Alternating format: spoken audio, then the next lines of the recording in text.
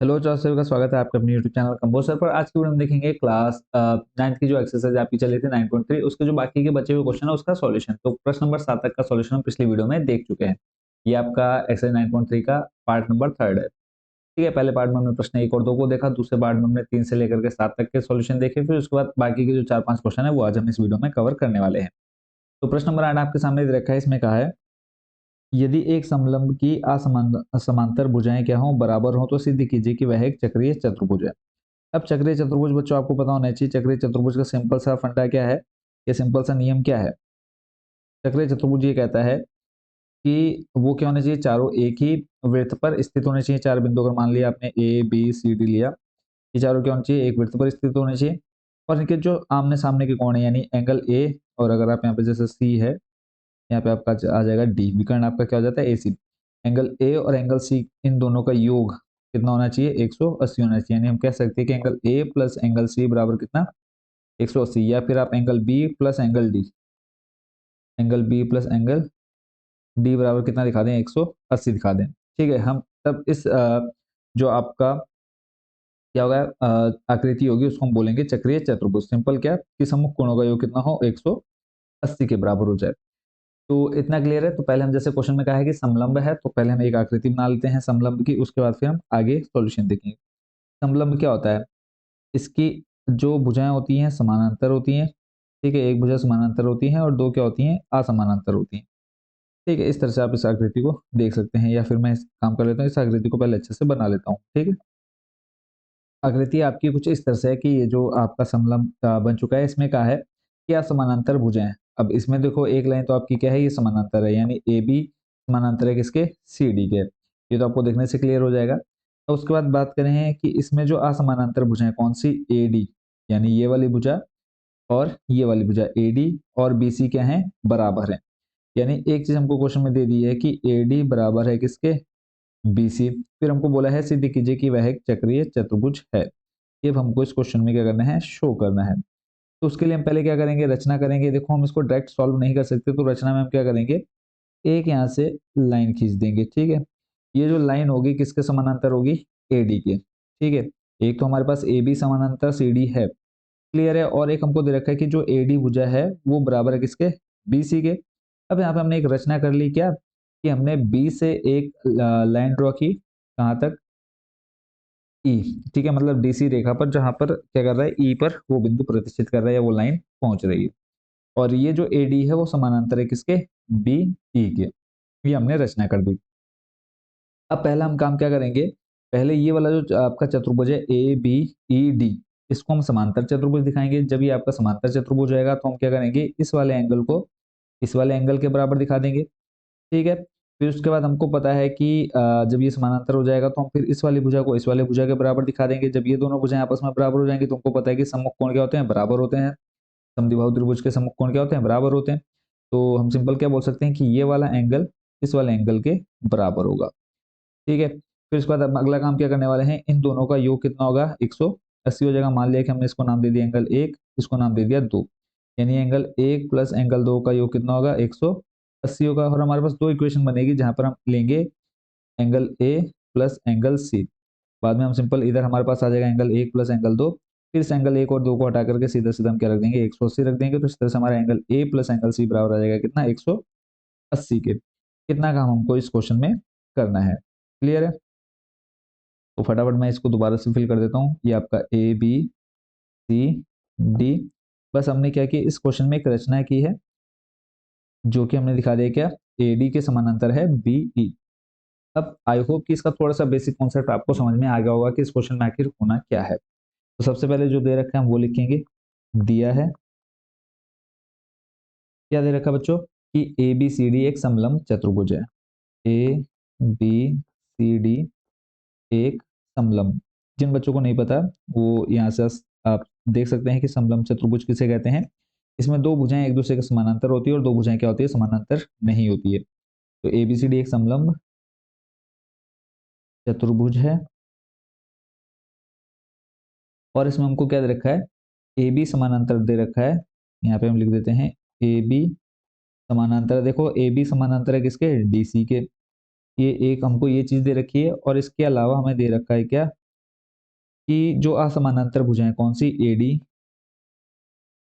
बराबर हो जाएगा किसके, बीसी के। इतना हमको ये चीज क्वेश्चन में हमको दे रखी है, यानी ये वाली भुजा इस वाली भुजा के समानांतर दे रखी है, और ये वाली जो भुजा है इस भुजा के बराबर दे रखा है। तो वही हमने यहाँ पर लिख लिया है जो हमको क्वेश्चन में दिया था। क्लियर है। उसके बाद चलते हैं नेक्स्ट स्टेप पे। सिद्ध क्या करना है वो भी लिख लेते हैं हम यहाँ पे, लिखते हैं सिद्ध करना है। सिद्ध क्या करना है कि यह एक चक्रीय चतुर्भुज, यानी हमें ए बी सी डी को एक चक्रीय चतुर्भुज दिखाना है। तो लिखेंगे सिद्ध करना है ए बी सी डी क्या है, एक चक्रीय चतुर्भुज है, एक चक्रीय चतुर्भुज है। इसको हमें क्या दिखाना है, चक्रीय चतुर्भुज दिखाना है। क्लियर हो गया। अब हमने रचना क्या की है वो भी हम यहाँ पे लिख देते हैं ताकि आपको क्लियर याद रहे। रचना में हमने क्या कर दिया, बी ई एक लाइन खींची, यानी हम यहाँ पे सिंपल बोल सकते हैं कि ए डी हमने दिखा दिया, ए डी के समानांतर हमने दिखा दिया बी ई को। क्लियर है। ये हमने क्या की, इस क्वेश्चन को सॉल्व करने के लिए रचना कर दी, यानी इस चतुर्भुज को चक्रीय चतुर्भुज दिखाने के लिए रचना की। अब यहाँ से हम करते हैं इसका सॉल्यूशन स्टार्ट। पहले हम क्या करेंगे, इस ए बी ई डी, ये जो आप देख रहे हैं ए बी ई डी को हम क्या दिखाएंगे, समांतर दिखाएंगे, समांतर चतुर्भुज दिखाएंगे। ठीक है। तो उसके लिए हमको समांतर चतुर्भुज दिखाने के लिए, अब यहाँ पे देखो ये वाली भुजा तो हमने इसके समानांतर दिखा दी रचना से।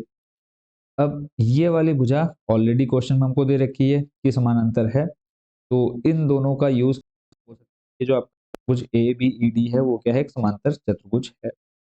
ठीक है। तो पहले हम इतना काम कर लेते हैं, फिर आगे का सोल्यूशन देखेंगे। तो लिखेंगे चतुर्भुज ए बी ई डी में, यहाँ पे लिख लेते हैं उपपत्ति, उपपत्ति पहले लिखेंगे चतुर्भुज ए बी ई डी में, चतुर्भुज ए बी ई डी में। ठीक है। अब इसमें हमको देखो रचना से क्या मिल गया, एक तो मिल गया ए डी समानांतर है बी ई के, रीजन क्या लिखेंगे, रचना से। ठीक है। ये हमने यहाँ पर रचना की है क्या दिखाने के लिए, चक्रीय चतुर्भुज दिखाने के लिए। क्लियर हो गया।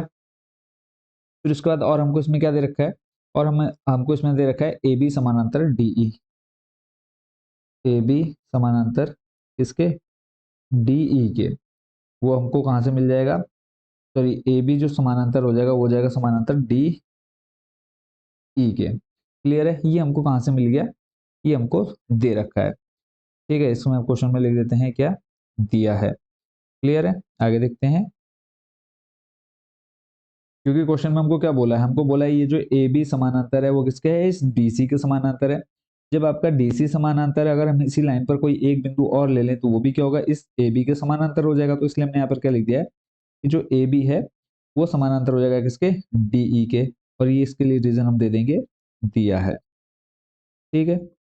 इतना क्लियर है। देखो जब आमने सामने की भुजा आपकी समानांतर आ चुकी है, ए बी समानांतर B E, sorry A A D, आपका ए डी ये रहा, ए डी समानांतर हो गया आपका बीई के, फिर आपका ए बी समानांतर हो गया डीई के। आमने सामने की भुजा समानांतर हो गई, तो हम लिख सकते हैं कि जो आपका ये चतुर्भुज ए बी ई डी है वो क्या है, एक समांतर चतुर्भुज है। तो वो लाइन यहाँ पे हम लिख देंगे। ठीक है। तो लिखेंगे अतः ए बी ई डी एक क्या है, समांतर चतुर्भुज है, एक समांतर चतुर्भुज है। क्वेश्चन में है कुछ नहीं, बस लिखने का काम थोड़ा सा ज्यादा है। ठीक है। ए बी ई डी को हमने क्या दिखा दिया, समांतर चतुर्भुज दिखा दिया। अब जब समांतर चतुर्भुज है, अब यहाँ पे हम क्या कर लेते हैं, इसको मैं मान लेता हूँ एंगल फर्स्ट, और इसको मान लेते हैं एंगल सेकंड। जब समांतर चतुर्भुज है, समांतर चतुर्भुज का सिंपल सा फंडा क्या है, रूल क्या है कि इसके जो सामने कोण होंगे वो क्या होंगे, एक दूसरे के बराबर होंगे। ठीक है। तो हम यहाँ पे जब समांतर चतुर्भुज है तो हम लिख सकते हैं कि एंगल ए बराबर एंगल एक, एंगल ए बराबर आ जाएगा आपका इसके एंगल एक के। ठीक है। क्यों, क्योंकि क्या है, ए बी ई डी एक समांतर चतुर्भुज है। ए बी ई डी लिखने से अच्छा मैं यहाँ से इसको क्या कर लेता हूँ, कॉपी कर लेता हूँ। ठीक है। थोड़ा सा जल्दी भी हो जाएगा। ए बी ई डी एक समांतर चतुर्भुज है, ये लाइन हमने यहाँ पर रिपीट कर देनी है। क्लियर है। अब अगले स्टेप पे चलते हैं। फिर देखो एंगल ए बराबर एंगल एक क्या आ गया, और दूसरा काम हमको यहाँ से क्या मिल जाएगा कि जो AD है वो किसके बराबर है, BE के। देखो AD का है, AD बराबर हो जाएगा किसके, BE के। समांतर चतुर्भुज है, समांतर चतुर्भुज में क्या होंगी, आमने सामने की भुजाएं बराबर होंगी। तो यहाँ से लिख सकते हैं क्या, AD बराबर BE। ठीक है, AD बराबर BE। और यहाँ पर भी रीजन आपका वही सेम टू सेम आ जाएगा कि ABED क्या है, एक समानांतर चतुर्भुज है। क्लियर हो गया। फिर उसके बाद हमको एक चीज और दे रखी है कि जो आपका AD है, क्वेश्चन में हमको ऊपर दे रखा है कि AD बराबर किसके है, BC के। तो वो हम यहाँ पे लिख लेंगे, AD बराबर BC। ठीक है, इसके लिए हम रीजन लिख देंगे दिया है। क्या लिख देंगे, रीजन दिया है। ऊपर तो हमने एंगल ए बराबर दिखा दिया एंगल एक के, यानी ये वाला एंगल आ गया हमारे इस एंगल एक के बराबर। ठीक है, और हमको दे रखा है AD बराबर किसको हो जाएगा, इस BE की हो जाएगा। ठीक है, अब चलते हैं नेक्स्ट स्टेप पे। अब यहाँ पर देखो हमारे पास क्या आ गया, एंगल ए बराबर हमने दिखा दिया एंगल एक के, AD बराबर दिखा दिया BE के, और AD बराबर दिखा दिया BC के। अब यहाँ पे अगर हम इसको समीकरण मान लें, समीकरण एक, समीकरण दो, तो इसको मान लेते हैं समीकरण तीन। तो देखो AD बराबर BE है और AD बराबर BC है, तो क्या ऑटोमेटिक क्या ये BE बराबर BC नहीं होगा। तो हम यहाँ पे लिख देंगे कि समीकरण दो व तीन से, समीकरण दो व समीकरण तीन से क्या हो जाएगा, BE बराबर BC। ठीक है, ये यहाँ से हमको क्या मिल गया, BE बराबर BC, यानी हम कह सकते हैं कि जो BE भुजा है वो इस BC के बराबर है। देखो ये हमको क्या मिल गया, एक जो दो भुजा हैं वो हमको बराबर मिल गई। तो अब हमारे लिए अगर हम देखें यहाँ पर ध्यान से, तो ये जो BEC है एक समद्विबाहु त्रिभुज बन गया। जब समद्विबाहु त्रिभुज बन गया तो इसके क्या होंगे, सम्मुख कोण बराबर होंगे, यानी दो भुजाएं बराबर हैं तो इन दोनों बराबर भुजाओं के सम्मुख कोण बराबर होंगे। तो इसी का यूज हम इसमें करने वाले हैं। तो यहाँ पे हम लिख लेंगे त्रिभुज। ठीक है, कौन सा त्रिभुज है वो हम यहाँ पे लिखेंगे, त्रिभुज हम ले लेंगे BEC में, BEC में। ठीक है, अब इसमें देखो हमको क्या क्या दे रखा है, BE बराबर BC, ये भी हमने थोड़ी देर पहले सिद्ध कर दिया, BE बराबर BC। रीजन लिख देंगे क्या, ऊपर सिद्ध किया है, ऊपर सिद्ध किया, या फिर सीधा सीधा उसको कुछ समीकरण मान के लिख दोगे, समीकरण इससे ऊपर सिद्ध किया है। ठीक है, फिर उसके बाद आपका आ जाएगा एंगल C बराबर एंगल दो, एंगल C बराबर एंगल दो। क्यों, मैं आपको बता चुका हूं, मुझे त्रिभुज के सम्मुख कोण क्या होते हैं, बराबर होते हैं। जैसे ये वाली भुजा बराबर है इस वाली भुजा के, तो इसके सामने वाला कोण है ये C, और इस भुजा के सामने वाला कोण क्या है, दो। तो इसलिए हमने दिखा दिया एंगल C बराबर एंगल दो। और रीजन क्या लिखेंगे, बराबर भुजाओं के सम्मुख कोण बराबर होते हैं। ठीक है, बराबर भुजाओं के, बराबर भुजाओं के सम्मुख कोण क्या होते हैं, बराबर होते हैं। सम्मुख कोण, सम्मुख कोण बराबर होते हैं। ठीक है, अब यहां से आपको क्या मिल गया है, एंगल C बराबर एंगल दो मिल गया है। यहां से मैं इसको थोड़ा सा इरेज कर लेता हूं, एंगल C बराबर हमको मिल गया एंगल दो। क्लियर है, अब इसी का यूज हम करेंगे इसको क्या प्रूफ करने में, एक चक्रीय चतुर्भुज प्रूफ करने में। ठीक है, अब यहाँ पे अगर हम देखें, आपका जो एंगल A बराबर एंगल एक था, देखो कहाँ पे था हमारा एंगल A बराबर एंगल एक, वो था हमारा समीकरण एक। ठीक है, तो यहाँ पे हम लिखेंगे समीकरण एक,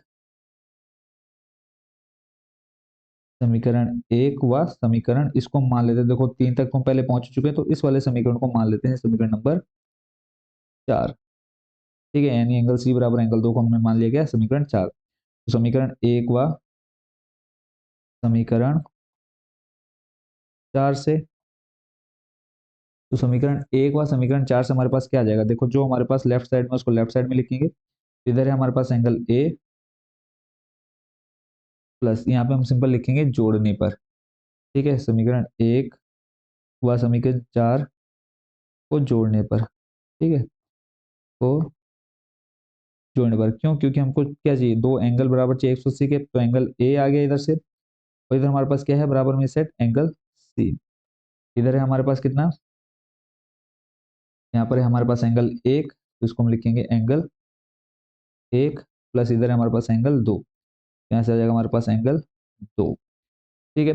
अब अगर आप चित्र में देखेंगे डायग्राम में कि एंगल ए बराबर जो है, सॉरी एंगल एक और दो को अगर आप देखेंगे, ये आपका था एंगल एक और इधर था आपका एंगल दो।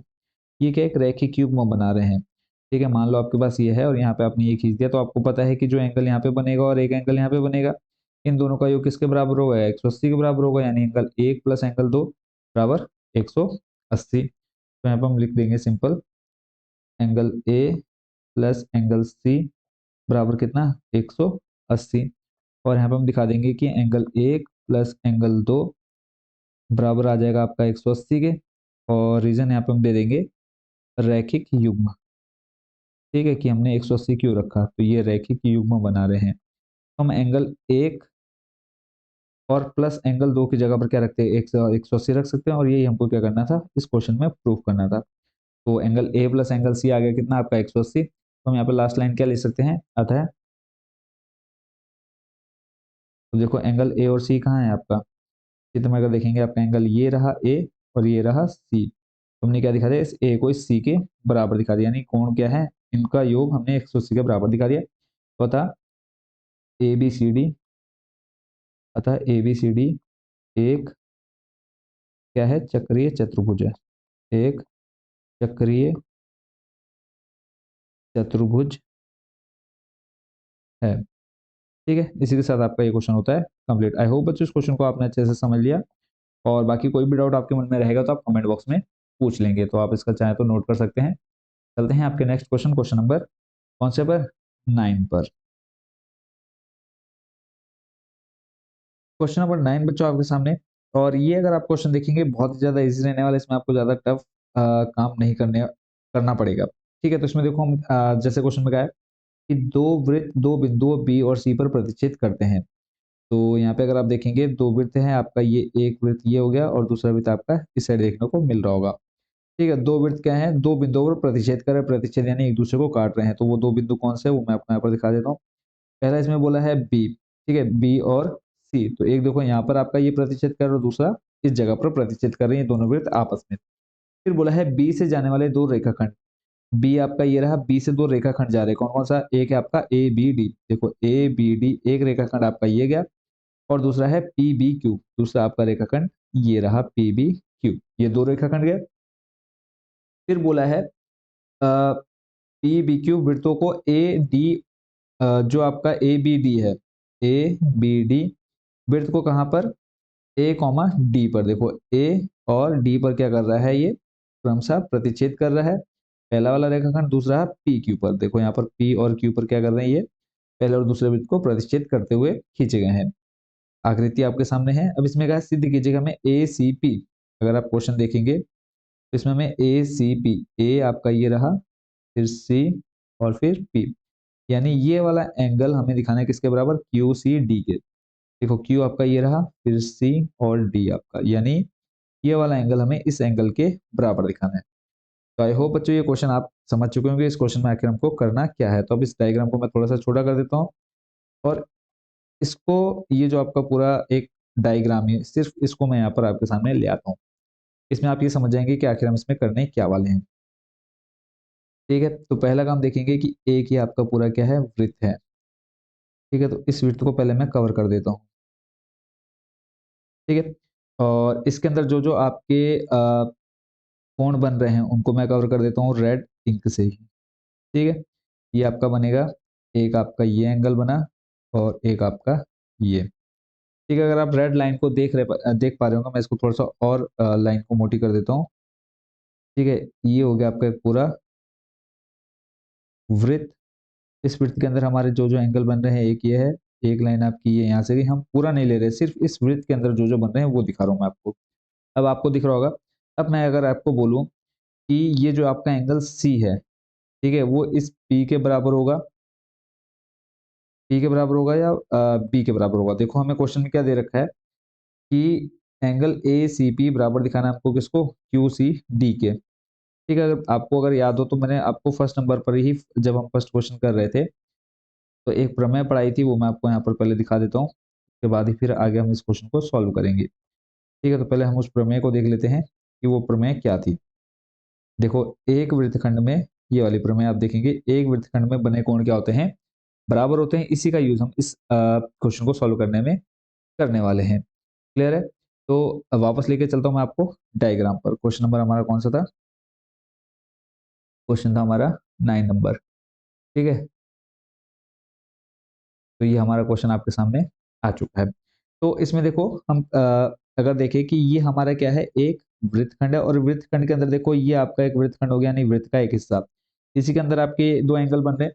तो यहाँ से हम पहले क्या करेंगे, दिखा देंगे कि एंगल जो ए सी पी है, ठीक है, ये वाला जो एंगल ए सी पी है, वो बराबर दिखाएंगे हम किसके, ए बी पी के। बराबर दिखाएंगे हम किसके, ए बी पी का। भी सिर्फ आपका रफ काम चल रहा है, ठीक है, बाद में हम इसको पूरा अच्छे से करेंगे। देखो ए सी पी हो जाएगा आपका ए बी पी, यहाँ से हमने स्टार्ट किया, देखो ए से हम कहाँ गए, सी पर गए, सी के बाद कहाँ गए हम, पी पर, ए सी पी। ठीक है, ऐसे ही आपका फिर हम ए से स्टार्ट किया, हमने बी पर, हम बी पर गए और उसके बाद पी पर गए। तो ये आपके क्या है, एक ही वृत्तखंड में बने कोण हो गए। ठीक है, ऐसे ही मान लो आपके सामने क्वेश्चन अगर आ जाता कि ए बी, ठीक है, वैसे हो नहीं सकता जो मैं आपको बताना चाह रहा था। तो आपने ये ध्यान रखना है कि जो आपका एंगल ए सी पी है, यानी ये वाला एंगल इस एंगल के बराबर होगा। रीजन में भी आपको दिखा चुका हूँ कि एक वृत्तखंड में बने कोण क्या होते हैं, बराबर होते हैं। ठीक है, इसको मानेंगे समीकरण नंबर 1। फिर आप देखेंगे कि ये जो आपका एंगल बी इस साइड है और जो आपका इस साइड होगा, ठीक है, यानी इतना हिस्सा ये वाला, ठीक है, वो क्या होगा, बराबर होगा या नहीं होगा। देखो, एंगल बी जो है आपका इस एंगल डी के बराबर हो जाएगा। तो यहाँ पे हम क्या लिखेंगे कि एंगल क्यू बी डी, ठीक है, ए बी के बराबर होगा। देखो, एंगल ए बी पी, फिर यहाँ पे मैं लिखूंगा एंगल ए बी पी बराबर हो जाएगा किसके, क्यू बी डी के। क्यू आपका ये रहा, क्यू बी डी, देखो ये वाला एंगल आ गया। तो ये दोनों एंगल बराबर हैं, तो क्यों, इसका रीजन हो जाएगा आपका शीर्षाभिमुख कोण। ठीक है, तो यहाँ पे आप लिख देंगे एंगल क्यू बी डी। ठीक है, ये आपका समीकरण नंबर 2। फिर हम दोबारा क्या लेंगे, फिर इसको मैं इधर क्या कर देता हूँ, इस वाले को इरेज कर देता हूँ, ठीक है, ताकि आपको और अच्छे से ये पूरा समझ में आ जाए। देखो, इस क्वेश्चन में है कुछ भी नहीं, कुछ भी ऐसा नहीं है कि जो आपको समझ में ना आए। बहुत ज्यादा इजी ये क्वेश्चन रहने वाला है। तो वापस हम फिर अगर इस वाले छोटे वाले वृत्त को कवर करें, तो इसमें आप देखेंगे कि एक आपका एंगल कहाँ, जो लाइनें इसके अंदर बन रही है, हम सिर्फ उस उन लाइनों को यहाँ पर कवर कर रहे हैं। ठीक है, तो ये एंगल हमारे इस वृत्त के अंदर बन रहे हैं। देखो, अभी हमने क्या दिखा दिया, ये वाला एंगल इस वाले एंगल के बराबर दिखा दिया। तो अब देखेंगे ये वाले जो एंगल बन रहे हैं, तो ये भी एक ही वृत्तखंड के अंदर है। तो जो आपका क्यू बी डी है, ठीक है, जो हम यहाँ पे लिखेंगे कि एंगल क्यू बी डी, अब बताओ ये किसके बराबर हो जाएगा, क्या हम इसको लिख सकते हैं क्यू सी डी। देखो, क्यू सी डी, ये हो जाएगा आपका एंगल क्यू सी डी के। ठीक है, इसको हम लिख देंगे समीकरण नंबर 3। देखो, क्यू से स्टार्ट किया, डी पर खत्म हुआ, क्यू से स्टार्ट किया, डी पर खत्म हुआ, तो ये बी आपका सी के बराबर हो जाएगा। ठीक है, इसके लिए भी रीजन लिख देंगे क्या, कि एक वृत्तखंड में बने कोण क्या होते हैं, बराबर होते हैं। तो देखो, ये वाला इसके बराबर और ये वाला इसके बराबर, ठीक है, और ये इसके बराबर भी है, तो अपने आप ऑटोमेटिक क्या हो जाएगा कि ये पहला वाला इस लास्ट वाले के बराबर हो जाएगा। क्लियर है? तो अब हम इसको पूरा थोड़ा अच्छे से लिख देते हैं। आई होप कि डायग्राम आपको समझ में आ गया होगा।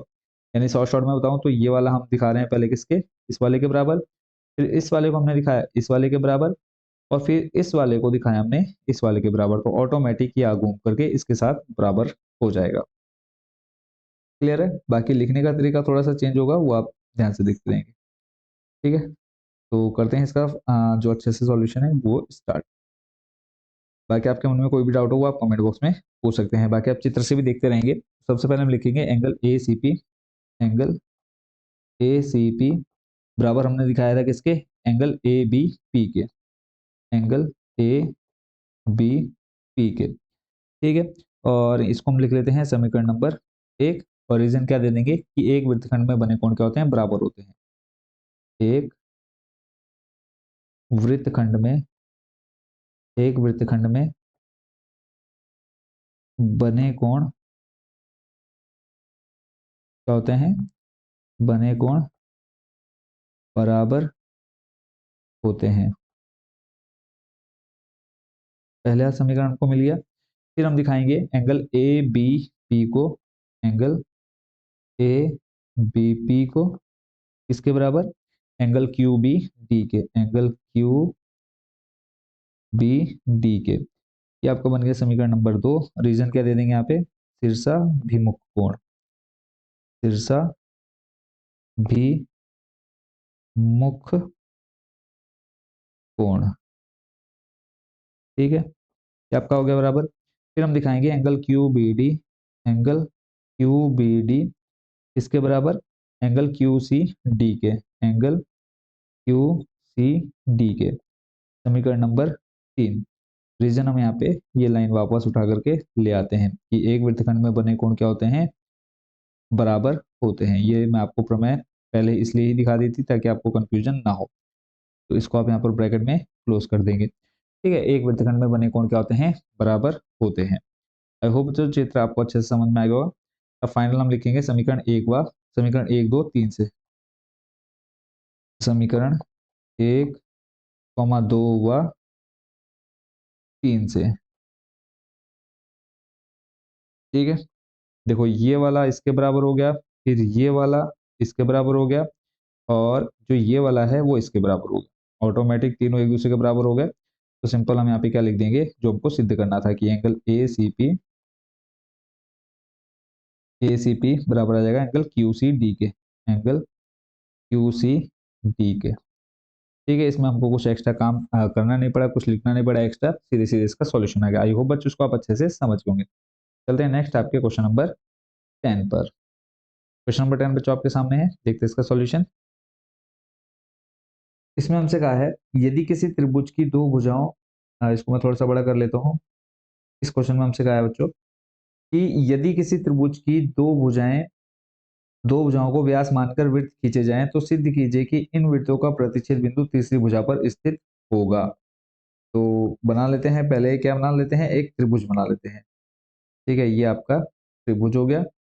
फिर हमसे कहा है क्वेश्चन में कि इसका क्या करना है, यदि किसी त्रिभुज की दो भुजाओं को व्यास मानकर, यानी हम क्या मान लेंगे, इनको व्यास मान लेंगे। पहले हम इसका नामकरण कर देते हैं, ये आपका आ जाएगा। और उससे पहले मैं इसको क्या कर लेता हूँ, इसको थोड़ा सा, तो जो लाइन है इसको थोड़ी हम मोटी कर लेते हैं, ठीक है। लाइन जो विड्थ है उसको हम बढ़ा देते हैं, और इसका मैं नाम कर देता हूँ ए बी और ये सी। अब हम क्या करेंगे, इस जो दो भुजाएं हैं, ठीक है, यदि किसी, जैसे क्वेश्चन में कहा यदि किसी त्रिभुज की दो भुजाओं को व्यास मानकर, हमने ए बी और ए सी को क्या मान लेते हैं, व्यास मान लेते हैं। तो इसको व्यास मान करके हम क्या करते हैं, दो वृत्त बनाते हैं। तो ये जो डायग्राम बनाने का है उसको मैं थोड़ा वीडियो रोक करके कर लेता हूँ। तो इसका जो डायग्राम है वो मैं आपके सामने यहाँ बना चुका हूँ।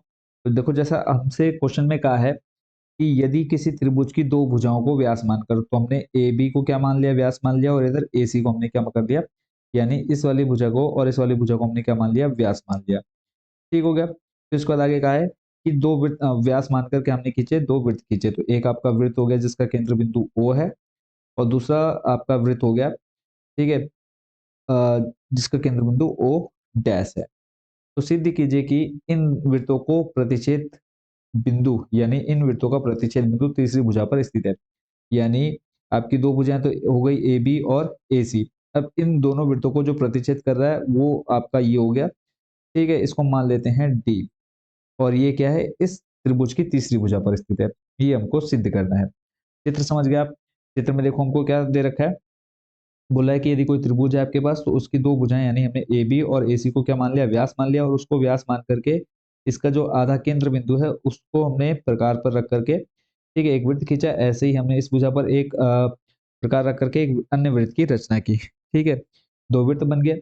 फिर उसके बाद कहा है कि इन दोनों वृत्तों का जो प्रतिच्छेद बिंदु है, यानी जहां पर एक दूसरे को काट रहे हैं, वो क्या है, इस त्रिभुज की तीसरी भुजा पर स्थित है। ये हमको सिद्ध करना है। तो आई होप बच्चों ये पूरा डायग्राम आप अच्छे से समझ गए। अब इसमें देखो सॉल्यूशन हम कैसे करने वाले हैं। हमको क्या दे रखा है, ए बी और ए सी व्यास दे ही रखा है। अब अगर मैं इस डायग्राम को क्या बनाऊं, एक रफ अगर हम यहाँ पे समझना चाहें, तो आपका ये जो डायग्राम है कुछ इस तरह से है, ठीक है। ये आपका क्या है, एक व्यास है, और इसमें हमने एक रचना की। वो रचना क्या है आपकी, ये ए और डी वाली रेखा है, ठीक है। हमने एक रचना कर दी कि ए डी क्या है, एक इनका विभाजक बिंदु है। विभाजक बिंदु या मान सकते हैं आप, क्या ले सकते हैं इसको, परस्पर एक दूसरे को कहाँ पर काट रहे हैं, बिंदु डी पर काट रहे हैं। हमने ए डी को मिला दिया, सिंपल ए और डी को मिलाया, तो ये जो ए और डी है वो लगभग आपका कुछ इस तरह से आएगा, ठीक है। और ये आपका ऑलरेडी क्या है, एक वृत्त है। तो देखो एक वृत्त में आपका जो ये त्रिभुज है वो उसका लगभग इतना हिस्सा आपको देखने को मिल रहा है। ये क्या होगा आपका, ये तो हो गया व्यास, ए बी क्या है, व्यास है। ये आपका क्या है, हमने एक रचना की जिसमें हमको क्या मिल गया, ए डी मिल गया। सेम यही चित्र आपका इस दूसरे वाले हिस्से में बनेगा। अब आपको एक प्रमेय याद होनी चाहिए कि अर्धवृत्त में देखो, ये जो आपकी ये क्या है, व्यास है। व्यास का काम क्या है कि वृत्त को दो बराबर भागों में बांट देना। तो एक हिस्सा आपका इधर वाला हो गया, दूसरा हिस्सा आपका इस साइड हो गया। तो व्यास ने क्या किया, इस वृत्त को, जो आपका एक पूरा वृत्त है जिसका केंद्र बिंदु O था, उसको बराबर दो भागों में बांट दिया। तो आपने एक प्रमेय पढ़ी होगी, वो नहीं पढ़ी होगी तो मैं आपको पहले वो प्रमेय दिखा देता हूँ, ठीक है। उसी प्रमेय का हम यूज यहाँ पर करने वाले हैं। यहाँ पे आप देख रहे हैं कि अर्धवृत्त में बना कोण क्या होता है, समकोण होता है। समकोण बोले तो कितना डिग्री, 90 डिग्री होता है। तो यानी हम यहाँ पे लिख सकते हैं डायरेक्ट कि जो एंगल डी है वो कितना है, 90 डिग्री है। सेम ऐसे ही हमारे पास क्या होगा, देखो अब ये एंगल डी आपका इस साइड 90 डिग्री है, तो सेम ऐसे ही जो आपका दूसरा वृत्त है उसमें भी सेम यही डायग्राम बनेगा, तो उसमें ये भी आपका 90 डिग्री हो जाएगा, ठीक है। 90 डिग्री मिल गया तो हम सिंपल क्या करेंगे, एंगल लेंगे, एंगल लेंगे हम बी डी ए, ठीक है, प्लस आ जाएगा आपका एंगल कौन सा, सी डी ए, या फिर ए डी सी, ए डी सी। ये बराबर किसके बराबर होंगे, 180 डिग्री। क्यों, क्योंकि आपको पता है ये क्या है, एक रेखी क्यूब में बना रहा है। यहाँ पे देखो एक रेखी क्यूब, यानी ये वाला एंगल प्लस ये वाला एंगल मिलके क्या करेंगे, 180 डिग्री का कोण बनाएंगे। तो सिंपल हम लास्ट में लाइन क्या लिखेंगे आप, एक कि एंगल जो ए डी बी है, देखो एंगल ए डी बी, या फिर आप बी डी ए ले सकते हैं, कोई दिक्कत नहीं है। ए डी बी और ए डी सी, देखो ए बी डी और ए डी सी क्या बना रहे, एक रेखी क्यूब में बना रहे हैं। तो बी डी सी क्या हो जाएगी, एक सरल रेखा हो जाएगी, ठीक है। सरल रेखा बोले तो 180 डिग्री का कोण बनाएगी। तो लास्ट में सिंपल आप क्या लिख देंगे कि ये जो डी है वो इस रेखा बीसी पर, यानी त्रिभुज की तीसरी रेखा पर स्थित है। बस इतना सा काम इसको इस क्वेश्चन में हमको करना है। आई होप बच्चों ये आपका क्वेश्चन पूरा क्या है, क्लियर हो गया होगा। तो करते हैं इसका सॉल्यूशन स्टार्ट।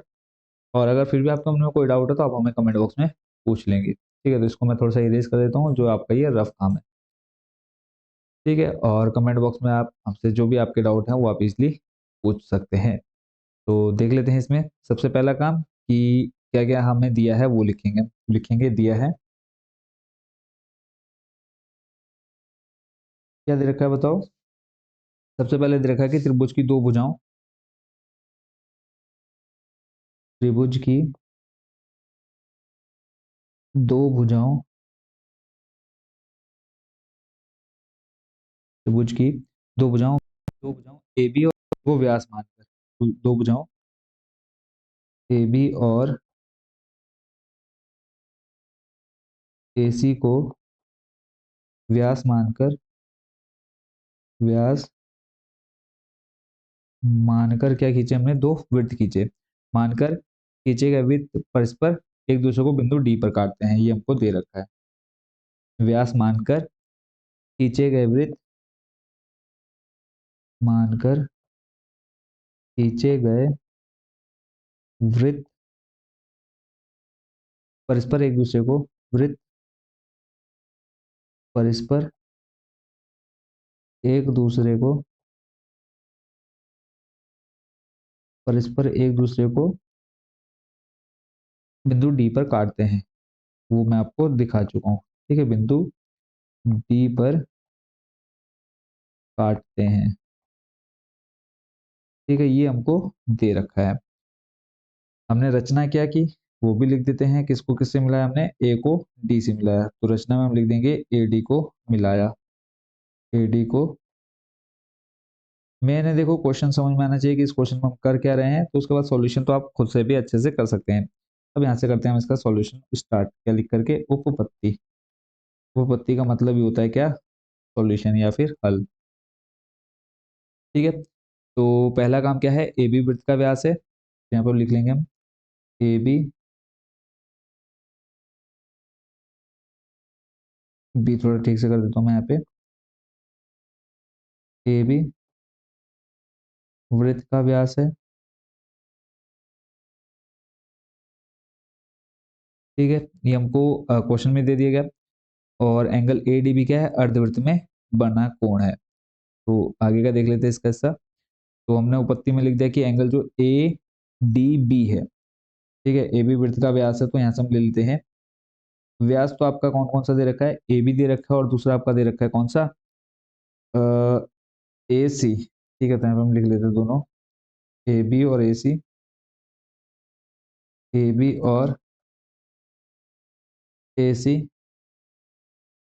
वृत्त के व्यास हैं, वृत्त के व्यास। और थोड़ा सा शॉर्ट में कर दे रहा हूँ, पहले जो करा रहा था मैं थोड़ा सा लेंथी जाता, इसको थोड़ा सा और शॉर्ट में कर दे रहा हूँ।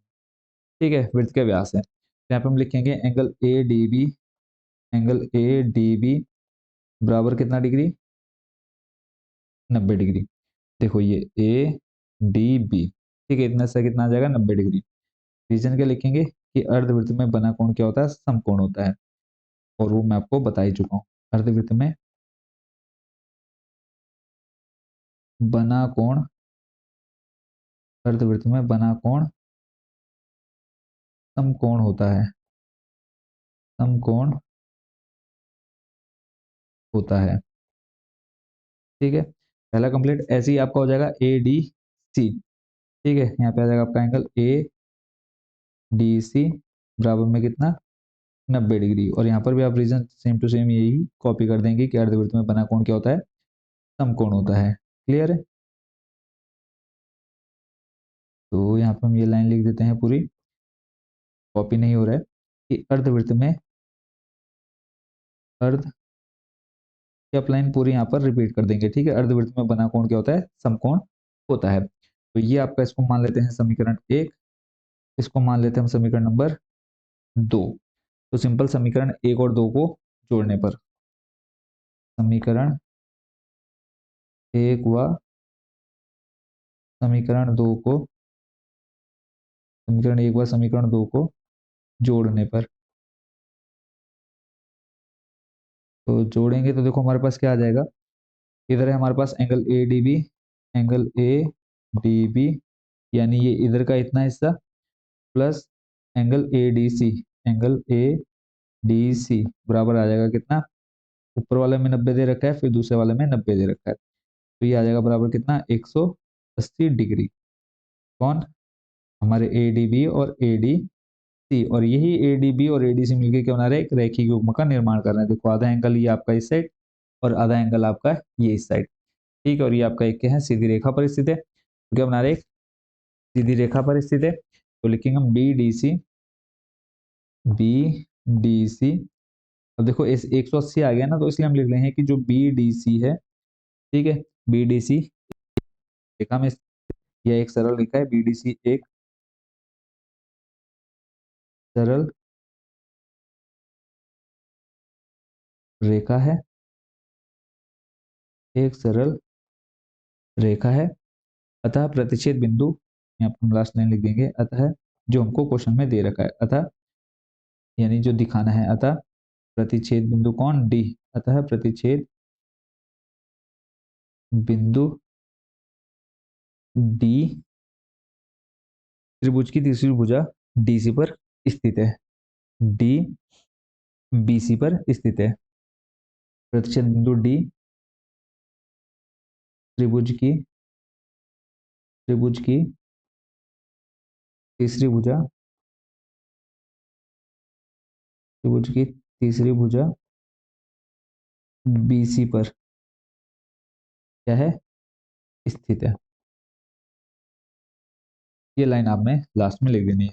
क्वेश्चन देखो ज्यादा लेंथ ही नहीं गया और बहुत अच्छे से आप इसको समझ भी गए होंगे। ठीक है, बाकी अदरवाइज कोई और डाउट आपके मन में रहेगा तो आप कमेंट बॉक्स में पूछ लेंगे। तो इसी के साथ आपका क्वेश्चन नंबर 10 भी होता है कंप्लीट। चलते हैं नेक्स्ट आपके क्वेश्चन नंबर 11 पर। क्वेश्चन नंबर 11 में बच्चों देखो हमसे कहा है, उभयनिष्ठ कर्ण एसी वाले दो समकोण त्रिभुज ए बी सी और ए डी सी है, सिद्ध कीजिए कि सी ए डी बराबर, हमको दिखाना है सी बी डी।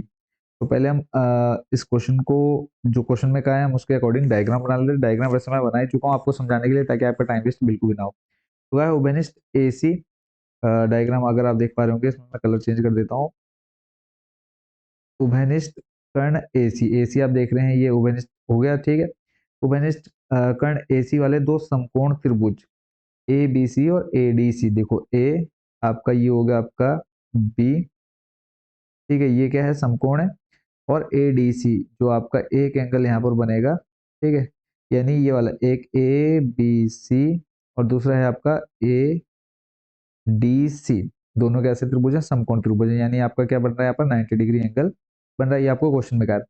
सिद्ध कीजिए, हमें को हमको अब आगे दिखाना है क्या है कि सी ए डी, देखो सी आपका ये रहा, ए ये रहा और इधर यहाँ से यानी सी ए डी, यानी ये वाला एंगल हमको दिखाना है किस एंगल के बराबर, सी बी डी के। देखो सी ये रहा, बी ये रहा, अब डी पे देखो कोई कनेक्शन नहीं है तो हम क्या करेंगे यहाँ पर रचना करेंगे बी डी, एक बी को डी से मिलाया, ठीक है, सिंपल हम बोल देंगे कि बी डी को मिलाया। तो देखो हमको ये वाला एंगल दिखाना है बराबर किसके, इस वाले एंगल के, अगर आप ध्यान से देख पा रहे होंगे। तो सिंपल देखो हमको दे क्या रखा है वो लिखेंगे, फिर उसके बाद आपने एक प्रमेय पढ़ी होगी, मैं वो प्रमेय आपको दिखा भी देता हूँ। कौन सी प्रमेय, कि एक ही वृत्तखंड में बने कोण क्या होते हैं, बराबर होते हैं। तो पहले इसमें जो हमको दे रखा है उसके अकॉर्डिंग हम इसमें थोड़ी सी रचना और जो दिया है वो लिख लेते हैं। तो सबसे पहले दिया क्या है वो लिखेंगे, इसमें सिर्फ हिंदी हिंदी लिखनी है, ज्यादा कुछ आपका कैलकुलेशन वाला काम नहीं है। दिया क्या है, कर्ण एसी पर दो समकोण त्रिभुज दे रखे हैं आपको, कर्ण एसी पर दो त्रिभुज, कौन कौन से दे रखे हैं, दो त्रिभुज, और त्रिभुज कैसे हैं, समकोण त्रिभुज है, तो वो भी लाइन आपने यहाँ पर लिख देनी है। दो समकोण त्रिभुज कौन कौन से, एक है आपका ए बी सी, चित्र से आपको पता चल रहा होगा और क्वेश्चन में दे रखा है ए बी सी, और दूसरा जो त्रिभुज है वो है ए डी सी है, ठीक है, ए डी सी स्थित है, ठीक है। और एक चीज और मैं आपको बता दूं, अब जैसे समकोण का है, मान लिया कि ये एंगल, ठीक है, अगर ये एंगल आपका 90 डिग्री का है तो उसके सामने वाली भुजा क्या होती है, कर्ण होती है। वैसे देखो ये जो आपका एंगल बी था इसके सामने वाली भुजा कर्ण ए सी होगी, ऐसे जो एंगल डी था उसके सामने वाली भुजा क्या होगी, कर्ण होगी। कर्ण में कंफ्यूज नहीं होना है कि कर्ण कौन सा है ना। तो ये क्लियर हो गया, जो दे रखा था हमने वो लिख दिया, हमको सिद्ध क्या करना है वो भी लिख देते हैं, फिर इसके बाद इसका सॉल्यूशन देखेंगे। सिद्ध करना है, क्या सिद्ध करना है, एंगल सी ए डी बराबर दिखाना हमको किसके, एंगल सी बी डी के। और इसमें सारा खेल क्या है, एक प्रमेय का ही है, उस प्रमेय को हमने किस नाम से पढ़ा है, क्या है उस प्रमेय में कि वृत्तखंड के एक ही वृत्तखंड में बने कोण क्या होते हैं, बराबर होते हैं, उसी का जो यूज हम इस क्वेश्चन में करने वाले, ये हमको सिद्ध करना है। रचना का काम हमने किया है थोड़ा सा, किसको किससे मिलाया था हमने, बी को डी से मिलाया, तो रचना हम लिख देंगे बी को डी से मिलाया, बी को डी से मिलाया, ये हमारा रचना का काम हो गया। अब यहां से हम देखते हैं इसका सॉल्यूशन, जिसको हम बोलते हैं उपपत्ति, ठीक है। उपपत्ति में दो एंगल हमें क्या दे रखे हैं, समकोण दे ही रखे हैं, दो कोण, यहां से हम लिख लेते हैं angle A B C, angle A B C बराबर कितना दे रखा है आपको, 90 डिग्री, ठीक है। और ऐसे दूसरा आपको दे रखा है एंगल ए डी सी बराबर में 90 डिग्री, ये आपको क्वेश्चन में ही दिया है, तो रीजन आप लिख देंगे यहाँ पे, दिया है दोनों में ही, ठीक है। इनको आप समीकरण एक और समीकरण दो मान लेंगे, समीकरण एक और ये आपका समीकरण दो। तो यहाँ पे हम लिखेंगे समीकरण एक व दो से, समीकरण एक व समीकरण दो से, दो हमने रोमन में लिखा है तो इसको भी हम रोमन में लिखेंगे, समीकरण दो से। क्लियर है, यहाँ तक कोई दिक्कत नहीं होगी। अब यहाँ पर देखो समीकरण एक और दो से आपको ये पता चल गया 90 डिग्री है, 90 आ गया। अब ये जो आपका कर्ण है, ठीक है, ये क्या है, एक आपका वृत्त का व्यास भी है, ठीक है। अब दूसरा डायग्राम जो कि थोड़ा सा छोटा कर रखा था मैंने ताकि उसको मैं बाद में समझाऊंगा, पहले आपको ऊपर वाला चित्र आपके समझ में आ जाना चाहिए। चित्र आपको ऊपर वाला समझ में आ गया, ये वाला कि कौन सा एंगल किसके बराबर है। अब यहाँ पे अगर आप देखेंगे कि ये जो ए सी है, ठीक है, चित्र से आप देखेंगे ये जो ए सी है वो क्या है, वृत्त का व्यास है, ठीक है। इस ये जो कर्ण आपका दे रखा है ये क्या है, एक वृत्त का व्यास भी है, ठीक है। जब ये वृत्त का व्यास हो गया तो इस पर आप देखेंगे कि, और ये क्या, देखो वृत्तखंड के एक हिस्से में बना हुआ है, यानी जो ये आपका वृत्तखंड है। ठीक है। और वृत्तखंड में आपको पता है कि जो आपका त्रिभुज है वो क्या बनाता है, समकोण। आपने पढ़ा है कि अर्धवृत्त पर क्या होता है, एक समकोण होता है। अगर मैं आपको प्रमेय दिखा दूं, प्रमेय आपकी जो है, सीधा मैं आपको उस प्रमेय पर लेकर के चलता हूँ। ठीक है, उस प्रमेय को भी आप अच्छे से एक बार देख लीजिए। अभी हम दो प्रमेय का यूज करने वाले हैं। पहला तो ये कि एक वृत्तखंड में बने कोण बराबर होते हैं, एक तो इस प्रमेय का यूज करना हमने, और ये दूसरा है कि अर्धवृत्त में बना कोण क्या होता है, समकोण होता है। इन दोनों का यूज हम इस क्वेश्चन में करने वाले हैं। ठीक है, तो ध्यान से देखते रहेंगे। आपका क्वेश्चन नंबर 11। ठीक है, तो यहाँ पर देखो, अब ये आपका क्या है, वृत्त का व्यास है। तो अभी क्या मान लेते हैं हम, ये देखो सी डी क्या है, आपकी वृत्त की जीवा है। और अगर आपको याद हो, अगर मैं इसी जीवा को बनाऊं कुछ इस तरह से, तो अगर आपको याद हो कि यहाँ पर आपके अगर दो कोण बन रहे हैं, ठीक है, एक आपका ये हो गया, मान लो ये है, और सेम आपका इसी जीवा से एक एंगल और बन रहा है, ये। ठीक है, तो आपने पीछे हमने इससे सेम रिलेटेड क्वेश्चन भी सॉल्व किए हैं कि ये वाला एंगल क्या होगा, इस एंगल के बराबर होगा। रीजन क्या लिखते हैं हम, कि एक वृत्तखंड में बने कोण क्या होते हैं, बराबर होते हैं। तो इसी का यूज हम, इस प्रमेय का यूज हम यहाँ पर करने वाले हैं। तो अगर हम यहाँ से इस एंगल से देखें, तो देखो इसी जीवा से सेम आपका एक एंगल बन रहा है, एंगल कौन सा, सी बी डी, यानी ये वाला एंगल। और इसी जीवा से, ठीक है, देखो एक ही वृत्तखंड से बन रहे हैं, तो सेम यहीं से आपका क्या, सी ए डी देखें, सी ए डी, देखो इसी जीवा से आपका बना सी बी डी, और यहीं से बना आपका सी ए डी। एक वृत्तखंड पर बने, एक वृत्तखंड से ही कोण बन रहे हैं।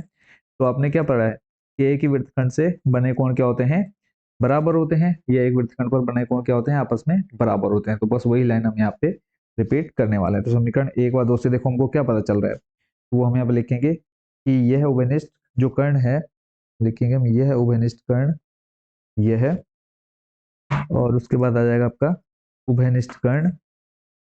सिंपल, देखो बस आपको मेन है कि चित्र समझ में आना चाहिए कि क्यों हम ले रहे हैं, है ना। यह उभयनिष्ठ कर्ण,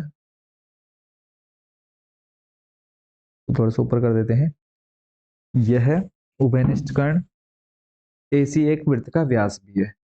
उभयनिष्ठ कर्ण एसी वृत्त का व्यास भी है, वृत्त का व्यास भी है। अतः यहाँ व्यास एसी के कारण एक अर्धवृत्त बन रहा है, तथा कर्ण, तथा व्यास क्या है आपका, जो व्यास एसी है, तथा व्यास एसी, तथा व्यास एसी के कारण, एसी के कारण एक अर्धवृत्त बन रहा है, एक अर्धवृत्त बन रहा है। ठीक है, चित्र से देखने से ही क्लियर हो रहा होगा आपको कि एक आपने ये व्यास ले लिया, या व्यास आपका क्या है, ऊपर का हिस्सा क्या बन रहा है, एक अर्धवृत्त बन रहा है। ठीक है, बन रहा है।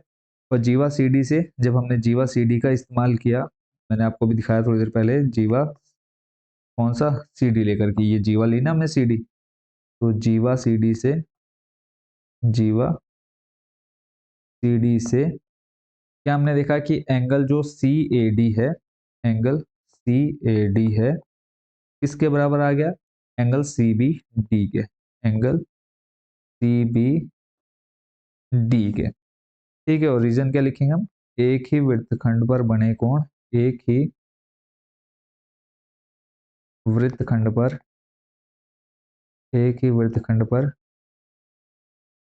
एक ही वृत्तखंड पर बने कोण क्या होते हैं, बराबर होते हैं। वो मैं आपको प्रमेय दिखा चुका हूँ, एक ही वृत्तखंड पर बने कोण बराबर होते हैं। बस ये लाइन आप लोगों ने अच्छे से याद कर लेनी है। क्लियर, इसी के साथ आपका क्वेश्चन नंबर कौन सा, 11 भी हो चुका है कंप्लीट। देखो इसमें मेन हमने क्या किया, पहले हमने चित्र समझा, एसी आपका क्या है, कर्ण है, एंगल भी आपने एंगल डी 90 डिग्री दिखा दिया। उसके बाद फिर हमने क्या बना दिया, एसी आपका व्यास है, तो जब व्यास है तो वो आपका क्या है, एक अर्धवृत्त का निर्माण करेगा। अर्धवृत्त का निर्माण किया, फिर उसके बाद हमने सी डी एक जीवा ली, और उसके बाद हमने देखा क्या एक ही वृत्तखंड पर बने कोण बराबर होते हैं, तो इस तरह से हमने एंगल ए और एंगल बी को बराबर दिखा दिया। Question number 11 complete. चलते हैं नेक्स्ट और लास्ट क्वेश्चन आपकी इस एक्सरसाइज और इस चैप्टर का। इसमें कहा है सिद्ध कीजिए कि एक चक्रीय समांतर चतुर्भुज आयत होता है। तो पहले हम क्या करेंगे, एक चक्रीय समांतर चतुर्भुज बनाते हैं, फिर उसको हम आयत सिद्ध करेंगे। आयत सिद्ध करने के लिए सिंपल हमको कोई भी एक एंगल कितने डिग्री के बराबर दिखाना है, 90 डिग्री के बराबर दिखाना है। तो पहले इसमें जो डायग्राम बनेगा वो मैं बना लेता हूँ।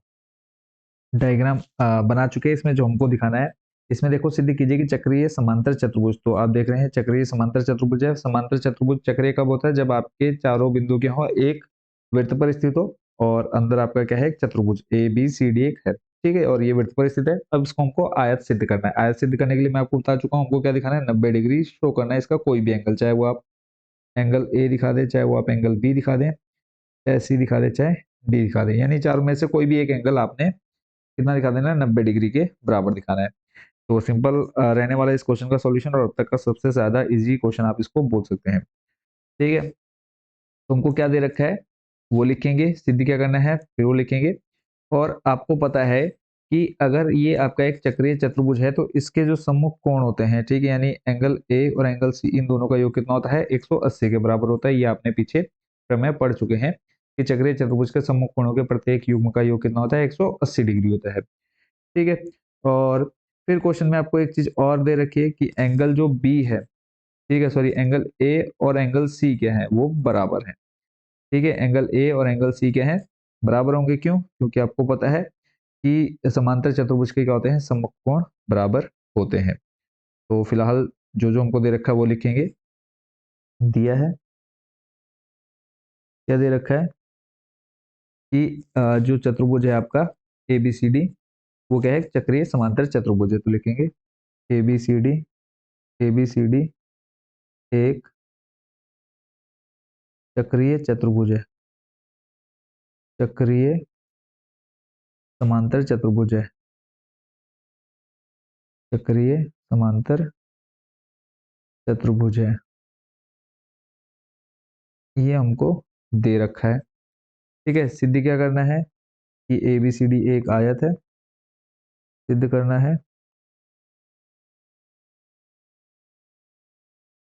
क्या कि ए बी सी डी एक आयत है, एक चक्रीय समांतर चतुर्भुज दिया है और इसको हमको आयत सिद्ध करना है, एक आयत है, ये हमको इस क्वेश्चन में सिद्ध करना है, ठीक है। अब इसमें करते हैं हम सॉल्यूशन स्टार्ट। उपपत्ति, उपपत्ति में सबसे पहला काम कि चक्रीय चतुर्भुज एबीसीडी लेकर के हम दिखाएंगे कि इसके जो सम्मुख कोण होते हैं उनका योग कितना होता है, 180 होता है। तो लिखेंगे चक्रीय चतुर्भुज एबीसीडी। तो यहाँ से हम पेंसिल का रंग कर लेते हैं चेंज। चक्रीय चतुर्भुज, चक्रीय चतुर्भुज ए बी सी डी में यहाँ से हम दिखा देंगे क्या, angle A plus angle C बराबर कितना, 180 डिग्री, ठीक है। और इसको हम दे देते हैं नाम समीकरण नंबर 1। और ये हमने बराबर क्यों लिया है, इसके लिए हम रीजन लिखेंगे कि चक्रीय चतुर्भुज के सम्मुख कोणों के प्रत्येक युग्म का योग कितना होता है, 180 होता है। यहाँ पर लिखेंगे चक्रीय चतुर्भुज, चक्रीय चतुर्भुज के सम्मुख कोणों के सम्मुख कोणों के प्रत्येक युग्म, कोणों सम्मुख कोणों के प्रत्येक युग्म, और लास्ट क्वेश्चन है बच्चों आपका इसमें, और बहुत ज्यादा इजी है, कोणों के प्रत्येक युग्म का योग 180 होता है, का योग कितना होता है, 180 डिग्री होता है। क्लियर है। यहाँ पे अब आपने जो समीकरण 1 बनाई है वो उसके अकॉर्डिंग आपने ये शो कर दिया है, ठीक है। अब चलते हैं अगले पर हमको पता है कि एंगल ए बराबर एंगल सी होगा, क्यों, क्योंकि समांतर चतुर्भुज के सम्मुख कोण बराबर होते हैं। अब चक्रीय समांतर चतुर्भुज था तो उसके लिए हमने ले लिया angle A plus angle C 180। अब ये समांतर चतुर्भुज भी है इसके अंदर, ठीक है। तो समांतर चतुर्भुज में क्या होते हैं, सम्मुख कोण बराबर होते हैं, यानी हम यहाँ से लिखेंगे एंगल ए बराबर एंगल सी, इसको हम नाम दे देंगे समीकरण नंबर 2 और लिखेंगे कारण क्या, समांतर चतुर्भुज के सम्मुख कोण बराबर होते हैं। समांतर चतुर्भुज के समांतर चतुर्भुज के सम्मुख कोण क्या होते हैं, बराबर होते हैं। तो यहाँ पर लिख देंगे पूरा रीजन, सम्मुख कोण बराबर होते हैं।